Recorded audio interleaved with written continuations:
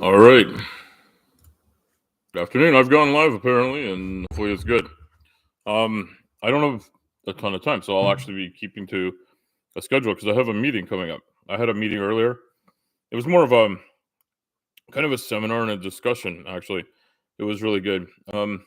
Thank you everyone that came by to see me under the truck earlier. I've now put on a clean shirt and washed my hands and had something to eat because I needed something to eat. Let me tell you. I did get my rear end seal in. It was a bit of a pain. I did need a gear puller to get that thing off. I don't know how other people were getting theirs off without one. But maybe it was just luck of the draw. Mine was just tight.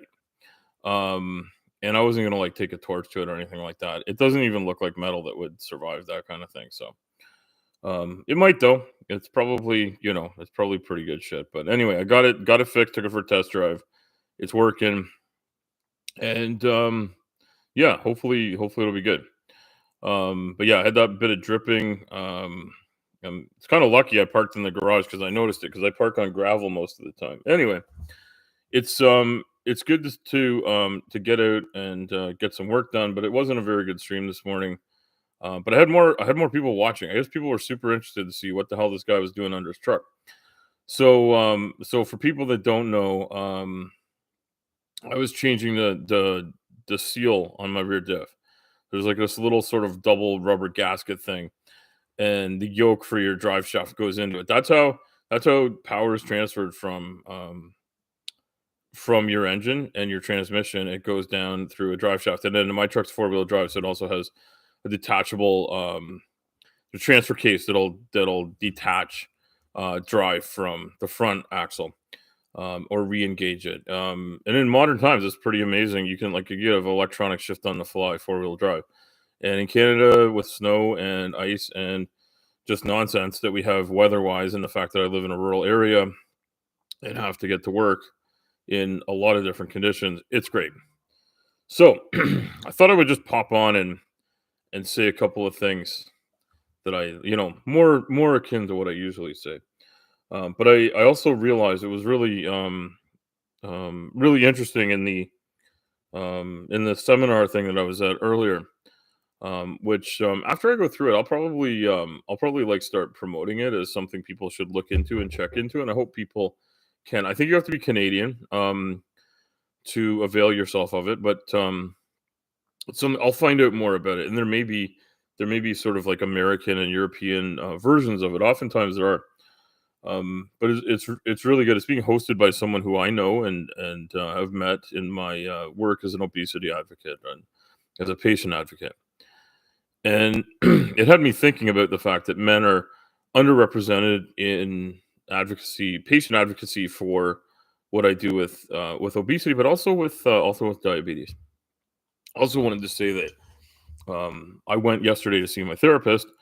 It's the first time I saw her in person for a bit because I think the last couple of times I've met her, I did it over like a Zoom style call or even a phone call. And I've been seeing the same therapist for a long time. We actually were talking about that. It's my daughter's 15, and we started working together before my daughter was born. Which, by the way, it's not an indication that my therapist isn't good at what she does. It's an indication that therapy is an ongoing thing, and I don't see her like every week by any means. In fact, we checked it had been the spring since I'd last spoken to her, and we talked about like the amount of pressure that I'm under right now, trying to get better, trying to feel like I could work a full day, and today I tested myself. I tested myself by getting under my truck and trying to do some work. And I was not putting on a clinic, by the way. I did tell people what I was doing so that they wouldn't say, "Oh well, if Al Trucker can do it, I'm just going to go in and do it." But I didn't actually like finish the video and show everybody what I did.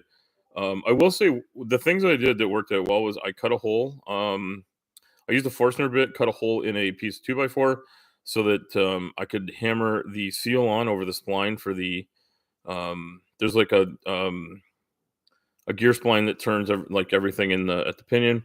Um, and your rear end of any vehicle that's I don't know if I think the drive systems in electric vehicles are different. Hello, Tori. Good to see you. I'm doing a strange afternoon one. And Tori, if you were there this morning, I couldn't really follow who was in the chat, but this morning I was under my truck fixing my rear end. But I got it done. So just to tell the people that watched that and wanted to know how I got it done, I bought a gear puller. I was able to find a gear puller for about $25. I got a seal puller too, which I wasn't going to use if I was able to do it with my other tool. But my other tool didn't work. It just ripped, and the steel puller it struggled. So, but this truck's been through, a Canadian winters since 2018. I bought this truck a few years ago. You were working, okay? Well, I'm going to be going on to. I won't be working, but I'm going to be doing some volunteer stuff shortly. And I got to go on like sort of a Zoom call thing and talk to folks about my fellowship program, which is it's something I look forward to doing. But it is funky to have like a schedule to keep. That's like that. The schedule is I keep like with my truck at work. Like they tell me more about like when to start, and they don't really tell me anything about like when I have to be somewhere, unless there's an appointment with a customer that's like there's someone who's going to meet you here at 8 a.m. and they'll talk to me about how we're going to get there. Sumami, how are you doing? What luck, Sumami? Are you? Were you looking for a big fat motherfucker? Is that what you needed this afternoon? Yeah, you see afternoon for you. My man's wear the fuse box in a damn Nissan Altima. I don't have a Nissan Altima. However, Sumami, I will tell you what I know about fuse boxes in vehicles in general. And both my mother and father were big Nissan fans. My dad passed, but he had a Nissan right up until he crashed it. And my parents got a newer Nissan as their vehicle. My mom still drives it. So I haven't been in there, but I tell you what, the fuse boxes in most vehicles, fuse boxes are either going to be somewhere near the battery in under the hood. They can sometimes be, if you open either the driver's door or the I'm trying to see if I have like a pencil or something. If you open the driver's door or the passenger door, there's like a piece of dashboard. So when you open the door, there's a piece of dashboard plastic. Oftentimes, if there's a door panel there, like there'll be a plastic door that you can pull out, or sometimes there's like a little screw or something. If you pull that out on either side, it can be both sides, it can be either side. And I've seen vehicles with 4 different fuse boxes. I've seen them where there's a thing under the glove box, fairly uncommon now. So if this is not like a really old vehicle, that's uncommon. But those are the three most common locations are the dashboard on either side, but like the vertical piece of that would be like if the door was closed on the vehicle, you wouldn't be able to open the little panel, if that makes sense. Those are the main places to look. I have also seen under hood areas where there's other stuff going on. Have you tried Googling it? Like I could try Googling it. Like I could just go Nissan Altima fuse box location. And we can like just look that up and then see if I get something from that. And I hit press like return. But this is this is YouTube help. That's not gonna work. Fuse box location on Nissan Altima. Okay, where is the fuse box? It is behind the lid to the left of the steering wheel. Pull the fuse box cover to remove. Remove the fuse box cover by pushing a tab. And okay, fuse check. I'm gonna see if it has a picture. Instrument panel. Ooh, to the left. Okay. All right. Okay, so let's see if I can show you this. Here. Okay, so live streaming. All right, is it wonky? Oh, I'm sorry, Tori. Okay, I'm gonna share this screen. Here. I'm trying to. No, this is what I want to share. I don't want to share that. Okay. All right. So, my sound. It's metallic. Okay. Weird. Okay. Let me see if I can fix that. That's not how. Okay. There's a way for me to fix that. Let's see. I'm sorry about the sound, but Sumami, this is the fuse location on an Altima. It looks like it's on the front of the dashboard. So from what I'm reading here, it's by where your knee, when you're in the driver's seat, your knee would be next to this. It's not clear to the left of the steering wheel. I'm assuming it's, so if you're sitting there, your left knee is going to be up against this panel, and it looks like you can pull it out, but the way I'm reading it, you pull it out, but you may have to pull it up, like pull up like this and pull out, because that's what they do a lot of times. And I don't know what to do with my sound. I know there's a way to fix it. I don't have access to this feature. Collapse menu. Up at the dashboard. Pop out the dashboard. I don't know what's going on. Rear end no longer leaks. I mean, the thing is, I'm gonna be ending the stream in 5 minutes, 10 minutes max. So I just don't want to have bad audio. Edit. Cancel. Edit. Customization. I don't have it. Okay. Cancel. Okay. I don't know what to do. If my sound is terrible, please let me know. I do know that I can adjust this. Is the mic better now? Because the mic has various settings, and my kids were goofing around with some stuff here.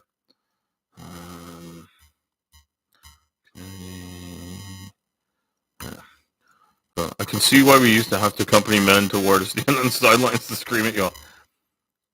Sumami, what the fuck are you talking about? Anyway, I had to yell at these dumbass maintenance men to help this lady with her car. Well, sometimes. Okay, were they able to find it when you gave them that info? Standing around watching her not doing nothing. Not doing, okay. Well, that's a double negative, but I know you're in Florida, so I'm just going to assume not doing nothing. Well, my little girl ass ran down there. Okay. Well, so, Mommy, you're just a lovely person. And perhaps, sometimes people that are in maintenance aren't actually good at maintaining. They pulled the battery, can she walk back to her apartment? Oh, fuck. Okay. Sometimes, I will say, pulling the battery and doing that can help. One of the other things, this is something that I've had to deal with, because I've had some weird battery issues with my truck. I may have fixed them. It's hard to say. What I did is I let my truck trickle charge for like a day and a half, and it seems to be starting now properly. And I was wondering if like all the short trips I'm doing were just not charging it enough. And because I put a new battery in when it went dead, and I'm just wondering if the new battery, because I had to do it while I was sick, or actually I did it just before I got sick, but then it just wasn't running, right? So I wasn't having any issues. And then when I got sick, my truck was sitting around, it just wouldn't stay charged. But something funky was going on. I'm trying to figure out what it is because I can't find a draw problem. Anyway, one of the things that I've seen in cars, don't know about a Nissan Altima off the top of my head, but Nissan Altima, like when they do that, sometimes unplugging all the power and plugging it back in will help. Like actually disconnecting the battery will help everything reset, but you got to leave it for like 10-15 minutes, and then you put it back on, and the ECM will do a reset. The other thing that sometimes you have to do is take both battery terminals off, and you actually, with no power going to it, you touch the two terminals to each other and hold them for like a count of 10. And that, because there is some sort of like backup battery in the ECM or something, it tells it to reset itself. It may or may not work. It works in some vehicles. I don't know if a Nissan Altima is like that or not. But the other thing is, sometimes what it'll be is that it's received a signal from the remote or something else is done. But yeah, if you could pull the horn, technically it's not legal to drive a vehicle without a working horn. But never mind that. She's got to get around. So yeah, if she could pull that horn fuse, so yeah, if you could help your friend Sumami, that would be great. But yeah, that's where the fuse box is. Now the other thing is, where is the fuse located on the Nissan? Okay, it's a blown fuse. If you know what year it is, fuse check. There's a fuse diagram, right? Okay. Never use a fuse at higher level. Okay. It's a fuse box diagram. trying to just find the diagram. Okay, can I just look at the diagram? Why can't I just have a fucking diagram? Everybody wants to sell me a thing like as though I want to like open up my damn thing. Fuse box diagram. Fuck, I tell you, these people do not want to help you at all. I can open up this. Okay.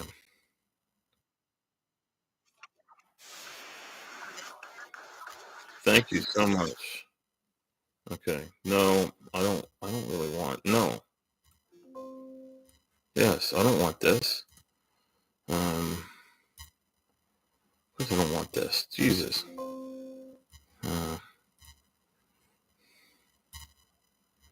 Okay, I deleted that. Okay. It wanted me to install a new browser. For fuck's sakes. Okay.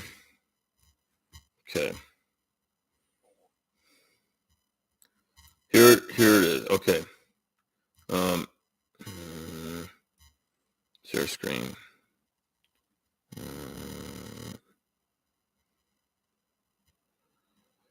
Okay. Okay, Sumami, I hope this helps. So this is where the location is. And then, and I know my audio might be fucked, but hopefully you can follow it. You need some maximum pathfinder. Ultima diagram. Here we go.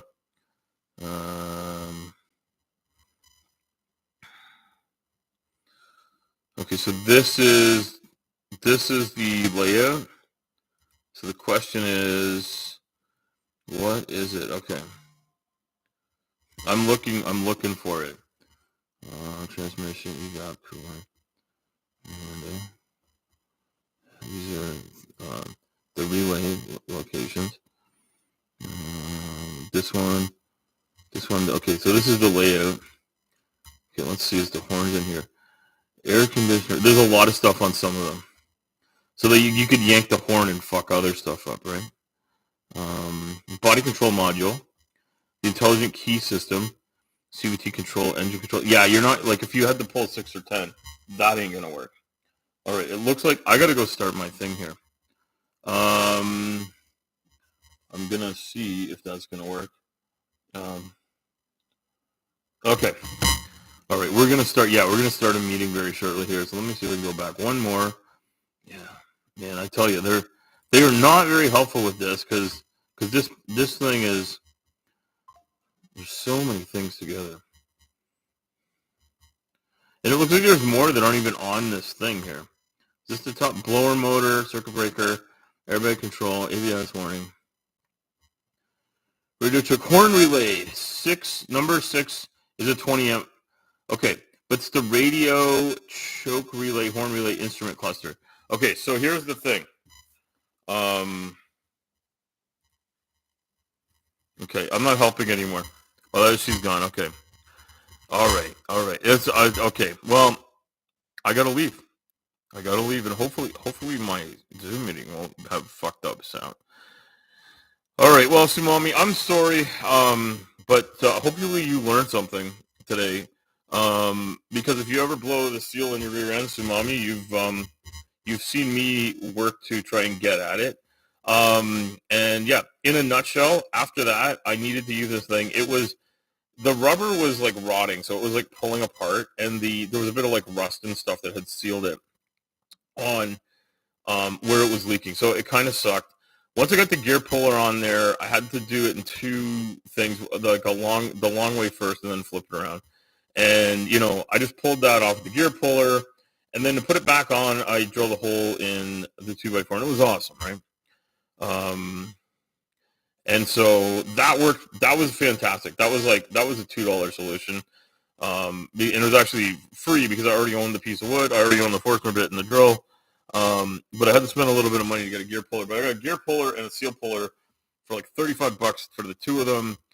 And I can use them again for all sorts of stuff because this shit's going to come up again.